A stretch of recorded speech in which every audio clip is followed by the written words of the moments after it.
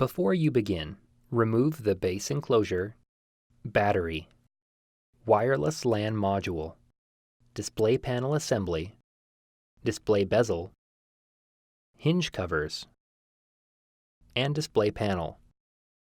Removal. Important. Make careful note of the routing of the display panel and wireless antenna cables under and around the display panel hinges for later replacement. Remove the 2.5 mm P1 Phillips head screw that secures the left display panel hinge to the display enclosure. Remove the three 2 mm P1 Phillips broadhead screws that secure the left display panel hinge to the display enclosure. Remove the left display panel hinge from the alignment pins and retention tabs on the display enclosure and remove. Remove the left display panel hinge. The right display panel hinge is removed in the same manner.